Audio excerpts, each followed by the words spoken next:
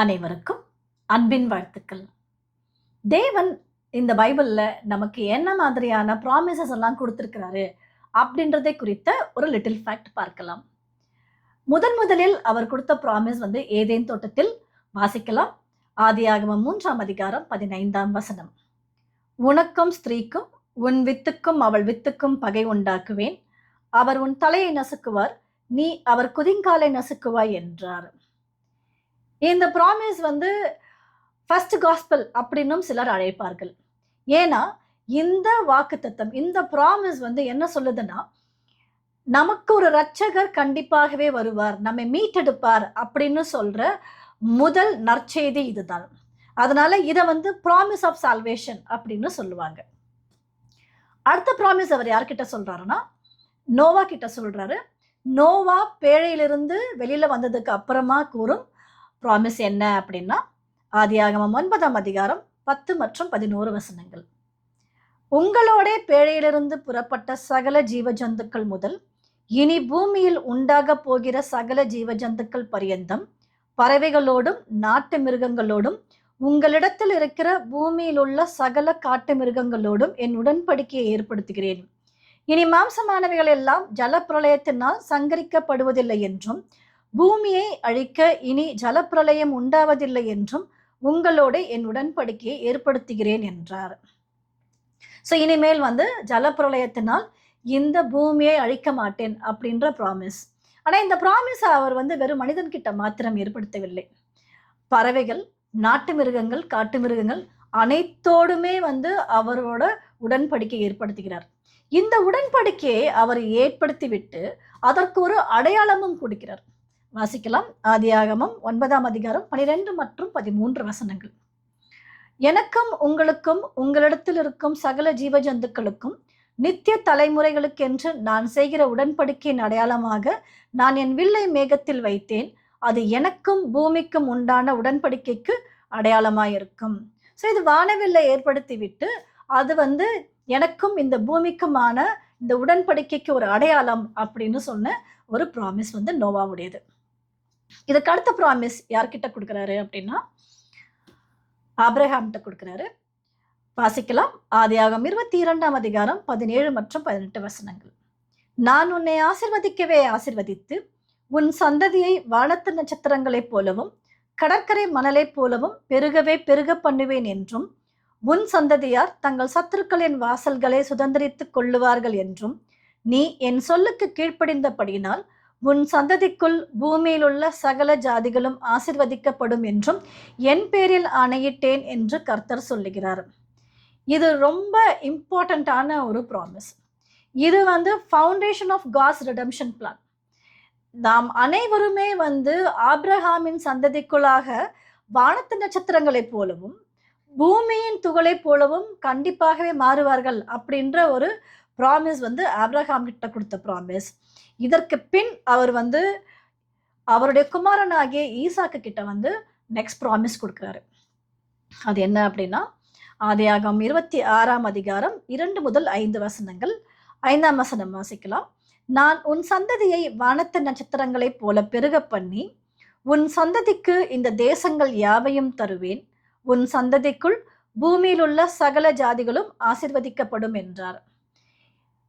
ஈசாக்கு கிட்ட சொல்லும் பொழுது வானத்து நட்சத்திரங்களை போல ஆசிர்வதிப்பேன் அப்படின்னு சொல்லியிருக்கிறாரு. அடுத்த ப்ராமிஸ் யாக்கோபு கிட்ட, அவருடைய ஈசாக்கின் குமாரனாகிய யாக்கோபு கிட்ட சொல்றாரு. ஆதியாகமம் 28ஆம் அதிகாரம் 13 மற்றும் 14 வசனங்கள். அதற்கு மேலாக கர்த்தர் நின்று, நான் உன் தகப்பனாகிய ஆபிரகாமின் தேவனும் ஈசாக்கின் தேவனுமாகிய கர்த்தர், நீ படுத்திருக்கிற பூமியை உனக்கும் உன் சந்ததிக்கும் தருவேன். உன் சந்ததி பூமியின் தூளை போல் இருக்கும். நீ மேற்கேயும் கிழக்கேயும் வடக்கேயும் தெற்கேயும் பரம்புவாய். உனக்குள்ளும் உன் சந்ததிக்குள்ளும் பூமியின் வம்சங்கள் எல்லாம் ஆசிர்வதிக்கப்படும். யாக்கோபு கிட்ட கொடுக்குற ப்ராமிஸ் பூமியின் துகளை போல இருக்கும் அப்படின்ற ப்ராமிஸ். ஸோ இப்போ இந்த 3 பேர்கிட்டையும் கொடுத்த ப்ராமிசஸ்ல நம்ம டிஃபரன்ஸ் பார்க்கலாம். ஆபிரகாம் கிட்ட சொல்லும் பொழுது வானத்து நட்சத்திரங்கள் மற்றும் கடற்கரை மணல் இரண்டுமே சொல்லியிருப்பாரு. ஈசாக்கு கிட்ட சொல்லும் பொழுது வானத்து நட்சத்திரங்கள் மாத்திரமும், இந்த ஈசாக்கிடம் யாக்கோபுக்கிட்டையும் கொடுத்த இந்த 2 ஆசீர்வாதங்களும், இந்த இரண்டு ப்ராமிஸுமே வந்து ஆபிரகாம் கிட்ட கொடுத்த அந்த ப்ராமிஸ்க்குள்ளவே வந்து உள்ளடங்கிவிடும். இதுக்கப்புறம் அவர் யார்கிட்ட ப்ராமிஸ் கொடுக்குறாரு அப்படின்னா, இது வரைக்கும் வந்து தேவன் ஒரு இண்டிவிஜுவல் பர்சன் கிட்ட, ஒரு தனி நபர் கிட்ட வந்து ப்ராமிஸ் கொடுத்துட்டு இருந்தாரு. ஆனால் முதல் முறையாக வந்து அவர் ஒரு தேசத்திற்கே வந்து அவர் வந்து ஒரு ப்ராமிஸ் கொடுக்கிறாரு. வாசிக்கலாம். யாத்ராகமம் 19ஆம் அதிகாரம் 5 மற்றும் 6 வசனங்கள். இப்பொழுது நீங்கள் என் வாக்கை உள்ளபடி கேட்டு என் உடன்படிக்கையை கைக்கொள்வீர்களானால் சகல ஜனங்களிலும் நீங்களே எனக்கு சொந்த சம்பத்தாயிருப்பீர்கள். பூமியெல்லாம் என்னுடையது. நீங்கள் எனக்கு ஆசாரிய ராஜ்யமும் பரிசுத்த ஜாதியுமாய் இருப்பீர்கள் என்று நீ இஸ்ரவேல் புத்திரரோட சொல்ல வேண்டிய வார்த்தைகள் என்றார். இது கம்ப்ளீட் நேஷனே அவர் வந்து தெரிந்தெடுத்து கொண்டு இவர்கள் அனைவருமே வந்து தேவனுடைய சொந்தமானவர்கள், சொந்த சம்பத்து அப்படின்ற ஒரு ப்ராமிஸ் வந்து கொடுத்துருக்கிறாரு. இதனால இஸ்ரேல் வந்து ஒட்டுமொத்தமாகவே வந்து காட்ஸ் சோசன் பீப்புள் அப்படின்றத நாம உணர்ந்து கொள்ளலாம். நெக்ஸ்ட் ப்ராமிஸ் அவர் வந்து தாவீது கிட்ட கொடுக்கிறாரு. அதை வந்து நாம 1 சாமுவேல் 7ஆம் அதிகாரம் 12 முதல் 16 வரை உள்ள வசனங்கள்ல வாசிக்கலாம். ஸோ இங்க அவர் என்ன சொல்லுவார்னா, உன்னுடைய ராஜ்யபாரத்தை நிலைப்படுத்துவேன். உன்னுடைய குமாரனாகிய சாலமன் வந்து எனக்கு ஒரு ஆலயத்தை கட்டுவான். அவன் எனக்கு குமாரனாய் இருப்பான், நான் அவனுக்கு தேவனாய் இருப்பேன். அப்புறம் லாஸ்ட் வசனம் வந்து, உன் வீடும் உன் ராஜ்யமும் என்றென்றைக்கும் உனக்கு முன்பாக ஸ்திரப்பட்டிருக்கும். உன் ராஜாசனம் என்றென்றைக்கும் நிலை பெற்றிருக்கும் என்கிறார் என்று சொல்ல சொன்னார். ஸோ இந்த ப்ராமிஸ்ல வந்து தாவீதுடைய பெயரும் தாவீதுடைய சிங்காசனமும் என்றென்றைக்கும் நிலை பெற்றிருக்கும் அப்படின்ற ஒரு ப்ராமிஸ். நாம தாவீதோட பெயரும் தாவீதை குறித்த காரியங்களும் மொத்த பைபிள்லையும் நம்ம வாசிக்கலாம். புதிய ஏற்பாட்டில் வந்து நிறைய இடங்கள்ல தாவீதை குறித்த ரெஃபரன்ஸ் நம்ம பார்க்க முடியும். ஸோ அந்த அளவுக்கு இன்று வரையுமே வந்து தாவீதை குறித்து நாம் பேசிக்கொண்டேதான் இருக்கிறோம். அதனால இன்று வரைக்குமே வந்து தாவீதுடைய பெயர் நிலை பெற்றிருப்பது அவர் தேவன் அவருக்கு கொடுத்த ப்ராமிஸ். அடுத்த ப்ராமிஸ், இதுக்கப்புறம் வந்து நம்ம வந்து புதிய ஏற்பாட்டுல நம்ம ஆண்டவராகிய இயேசு கிறிஸ்து நிறைய ப்ராமிஸ் சொல்லிட்டு போயிருக்கிறார். அது ஃபுல்லா நம்ம இந்த லிஸ்ட்ல பார்க்கலாம். நான் உங்களுக்கு இளைப்பாறுதலை கொடுப்பேன், சமாதானத்தை அருளுவேன், சந்தோஷத்தை கொடுப்பேன், உங்களுக்காக ஒரு ஸ்தலத்தை ஆயத்தம் பண்ணுவேன், நான் வந்து ஒரு தேற்றரவாளனை உங்களுக்கு அனுப்புவேன், நித்திய ஜீவனை அளிப்பேன், உயிர்த்தெழுதலை கொடுப்பேன், மரணத்திலிருந்து உயிர்த்தெழுதலை கொடுப்பேன் அப்படின்னு நிறைய ப்ராமிஸ் அவர் வந்து கொடுத்துட்டு போயிருக்கிறார். அவர் தான் மரிப்பதற்கு முன்னாக கொடுத்த ஒரு ப்ராமிஸ் நம்ம வாசிக்கலாம். மத்தேயு 26ஆம் அதிகாரம் 28ஆம் வசனம். இது பாவ மன்னிப்பு உண்டாகும்படி அநேகருக்காக சிந்தப்படுகிற புது உடன்படிக்கைக்குரிய என்னுடைய இரத்தமாயிருக்கிறது. இந்த புது உடன்படிக்கையை குறித்து எரேமியா தீர்க்கதரிசியும் எழுதி வைத்திருக்கிறார். அதையும் வாசிக்கலாம். எரேமியா 31ஆம் அதிகாரம் 31ஆம் வசனம். இதோ நாட்கள் வரும் என்று கர்த்தர் சொல்லுகிறார். அப்பொழுது இஸ்ரவேல் குடும்பத்தோடும் யூதா குடும்பத்தோடும் புது உடன்படிக்கையை பண்ணுவேன். இந்த புது உடன்படிக்கையும் வந்து ரொம்ப இம்பார்ட்டன்டான ஒரு உடன்படிக்கை.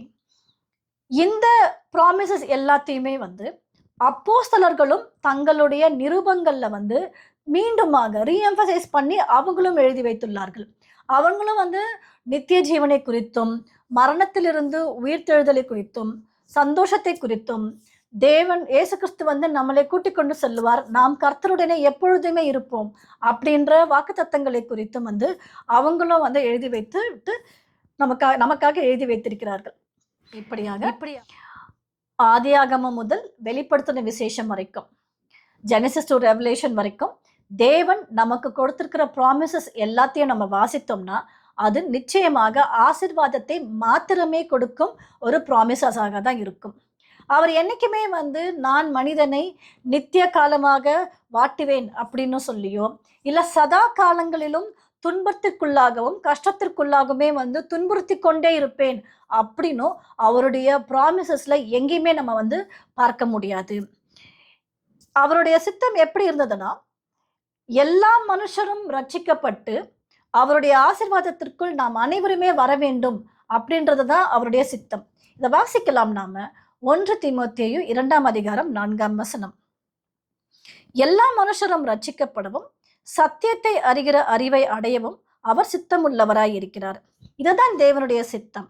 இதுதான் தேவனுடைய ப்ராமிஸ். அவர் வாக்கு கொடுத்தால் அவர் மாறமாட்டார். அவர் வாக்கு மாறாதவர். தேவன் இந்த வாக்கு தத்தங்களில் எல்லாமே அவர் என்ன பண்ணியிருக்கிறாருன்னா, அவருடைய அன்பை வெளிக்காட்டியிருக்கிறார்.